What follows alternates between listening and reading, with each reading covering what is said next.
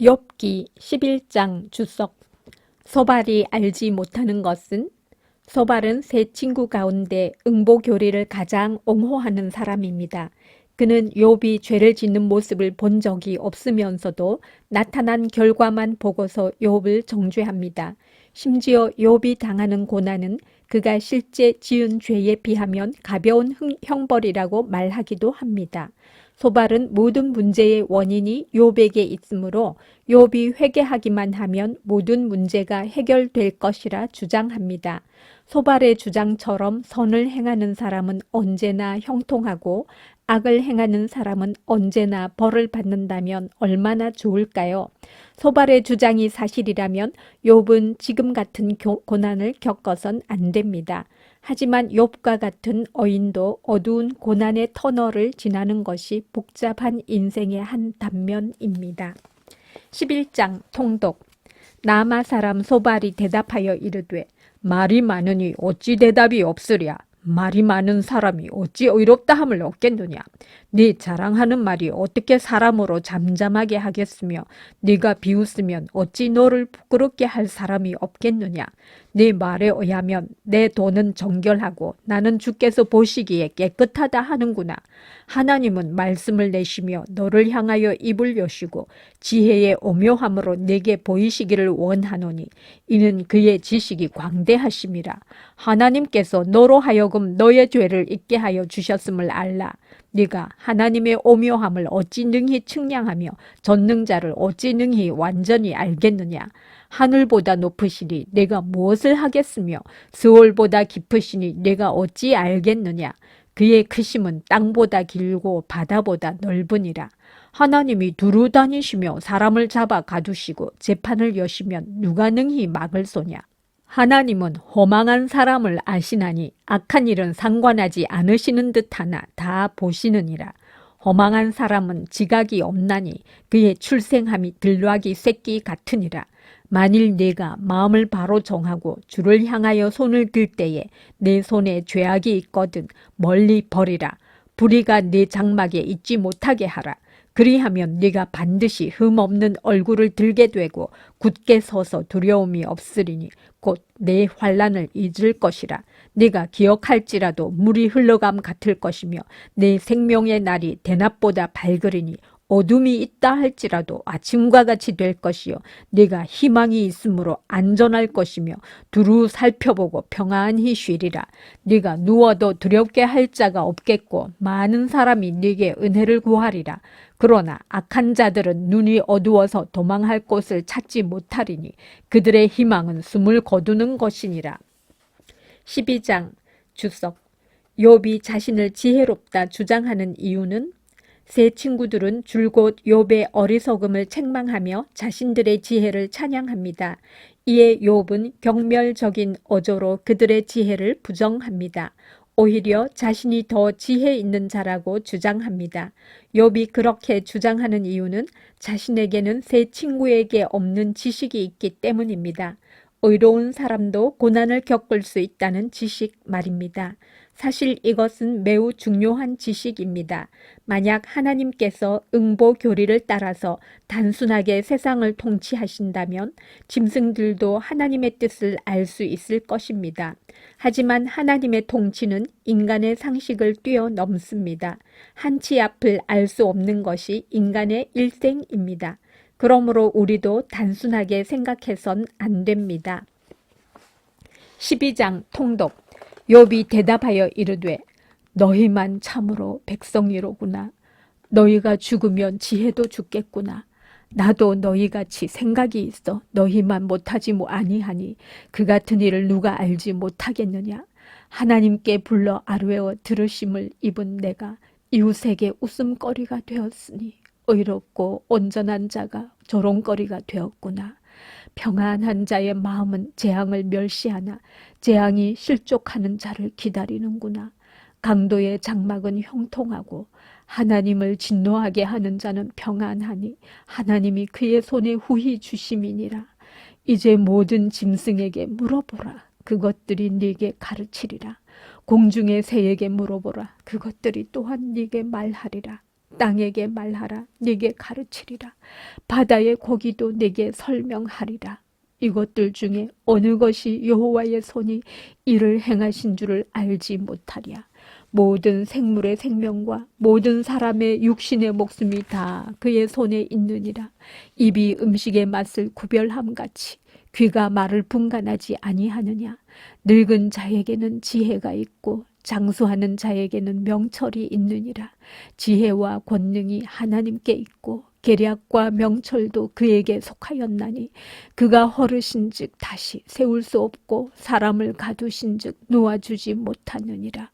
그가 물을 막으신즉 곧 마르고 물을 보내신즉 곧 땅을 뒤집나니 능력과 지혜가 그에게 있고 속은 자와 속이는 자가 다 그에게 속하였으므로 모사를 벌거벗겨 끌어가시며 재판장을 어리석은 자가 되게 하시며 왕들이 맨 것을 풀어 그들의 허리를 동이시며 제사장들을 벌거벗겨 끌어가시고 권력이 있는 자를 넘어뜨리시며 충성된 사람들의 말을 물리치시며 늙은 자들의 판단을 빼앗으시며 귀인들에게 멸시를 쏟으시며 강한 자의 띠를 푸시며 어두운 가운데에서 은밀한 것을 드러내시며 죽음의 그늘을 광명한 대로 나오게 하시며 민족들을 커지게도 하시고 다시 멸하기도 하시며 민족들을 널리 퍼지게도 하시고 다시 끌려가게도 하시며 만민의 우두머리들의 총명을 빼앗으시고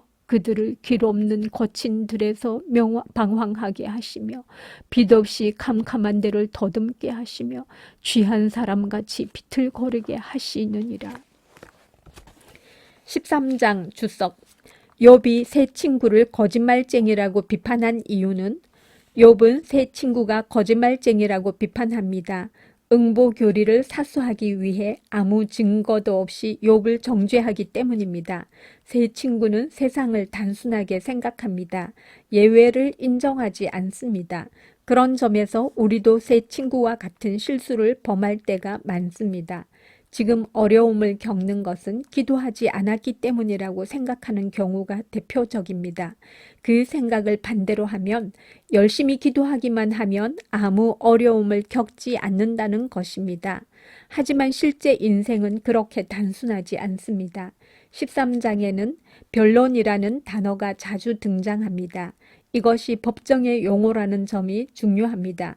지금 욥은 재판 자리에서 하나님을 대면하기 원합니다. 하나님을 고소하려는 것이 아니라 왜 이런 벌을 내리시는지 알고 싶어서입니다. 여전히 욥은 하나님보다는 자신에게서 문제의 원인을 찾으려 합니다. 끝까지 하나님께 뻗은 손을 거두지 않습니다. 13장 통독. 나의 눈이 이것을 다 보았고 나의 귀가 이것을 듣고 깨달았느니라. 너희 아는 것을 나도 아노니 너희만 못하지 않으니라. 참으로 나는 전능자에게 말씀하려 하며 하나님과 변론하려 하노라. 너희는 거짓말을 지어내는 자요 다 쓸모없는 의원이니라. 너희가 참으로 잠잠하면 그것이 너희의 지혜일 것이니라. 너희는 나의 변론을 들으며 내 입술의 변명을 들어보라. 너희가 하나님을 위하여 불의를 말하려느냐? 그를 위하여 속임을 말하려느냐? 너희가 하나님의 낯을 따르려느냐? 그를 위하여 변론하려느냐?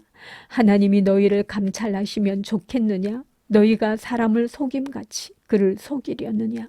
만일 너희가 몰래 낯을 따를진대 그가 반드시 책망하시리니 그의 종귀가 너희를 두렵게 하지 않겠으며 그의 두려움이 너희 위에 임하지 않겠느냐? 너희의 격언은 재 같은 속담이요 너희가 방어하는 것은 토성이니라. 너희는 잠잠하고 나를 버려두어 말하게 하라. 무슨 일이 닥치든지 내가 당하리라. 내가 어찌하여 내 살을 내 이로 물고 내 생명을 내 손에 두겠느냐.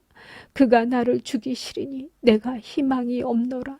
그러나 그의 앞에서 내 행위를 아뢰리라. 경건하지 않은 자는 그 앞에 이르지 못하나니 이것이 나의 구원이 되리라. 너희들은 내 말을 분명히 들으라. 내가 너희 귀에 알려줄 것이 있느니라. 보라, 내가 내 사정을 진술하였거니와 내가 정의롭다 함을 얻을 줄 아노라.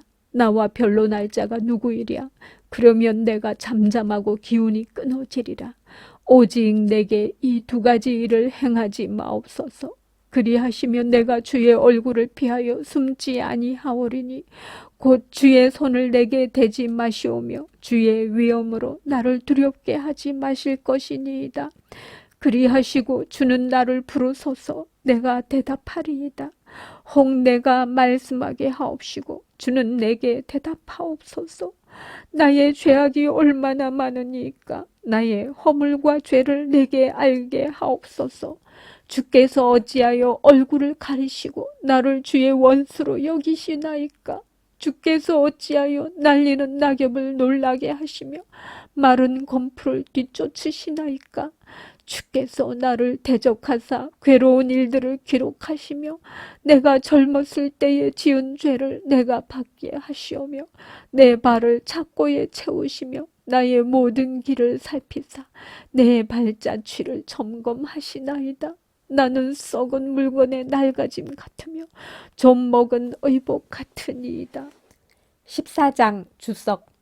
고난당하는 성도를 위한 교회의 책임은 지금껏 찬양의 도구였던 욥의 입술이 이제는 절망적인 언어들을 내뱉기 시작합니다. 욥은 하나님이 사람의 희망을 끊어버리고 쫓아버리는 분이시라고 말합니다. 이것이 고난의 무서움입니다. 아무리 신실한 성도라도 고난의 시간에는 정상적인 사고를 하기가 어렵습니다. 그러므로 교회는 어려움을 겪는 성도들에게 관심을 가져야 합니다. 그들을 혼자 내버려 두어서는 안 됩니다. 교회의 변함없는 관심과 애정은 고난 중에도 하나님의 사랑을 신뢰하는 힘이 됩니다. 14장 통독. 여인에게서 태어난 사람은 생애가 짧고 걱정이 가득하며 그는 꽃과 같이 자라나서 시들며 그림자같이 지나가며 머물지 아니하거늘 이와 같은 자를 주께서 눈여겨보시나이까. 나를 주 앞으로 이끌어서 재판하시나이까. 누가 깨끗한 것을 더러운 것 가운데에서 낼 수 있으리이까. 하나도 없나이다. 그의 날을 정하셨고 그의 달수도 주께 있으므로 그의 규례를 정하여 넘어가지 못하게 하셨사온즉 그에게서 눈을 돌이켜 그가 품꾼같이 그의 날을 마칠 때까지 그를 홀로 있게 하옵소서. 나무는 희망이 있나니 찍힐지라도 다시 움이 나서 연한 가지가 끊이지 아니하며 그 뿌리가 땅에서 늙고 줄기가 흙에서 죽을지라도 물 기운에 움이 돋고 가지가 뻗어서 새로 심은 것과 같거니와 장정이라도 죽으면 소멸되나니 인생이 숨을 거두면 그가 어디 있느냐. 물이 바다에서 줄어들고 강물이 잦아서 마름같이 사람이 누우면 다시 일어나지 못하고 하늘이 없어지기까지 눈을 뜨지 못하며 잠을 깨지 못하느니라. 주는 나를 스월에 감추시며 주의 진노를 돌이키실 때까지 나를 숨기시고 나를 위하여 규례를 정하시고 나를 기억하옵소서. 장정이라도 죽으면 어찌 다시 살리까. 나는 나의 모든 고난의 날 동안을 참으면서 풀려나기를 기다리겠나이다. 주께서는 나를 부르시겠고 나는 대답하겠나이다. 주께서는 주의 손으로 지으신 것을 기다리시겠나이다. 그러하온데 이제 주께서 나의 걸음을 세시오니 나의 죄를 감찰하지 아니하시나이까. 주는 내 허물을 주머니에 봉하시고 내 죄악을 싸매시나이다. 무너지는 산은 반드시 흩어지고 바위는 그 자리에서 옮겨가고 물은 돌을 닳게 하고 넘치는 물은 땅의 티끌을 씻어버리나이다. 이와 같이 주께서는 사람의 희망을 끊으시나이다. 주께서 사람을 영원히 이기셔서 떠나게 하시며 그의 얼굴빛을 변하게 하시고 쫓아보내시오니 그의 아들들이 존귀하게 되어도 그가 알지 못하며 그들이 비천하게 되어도 그가 깨닫지 못하나이다. 다만 그의 살이 아프고 그의 영혼이 애곡할 뿐이니이다.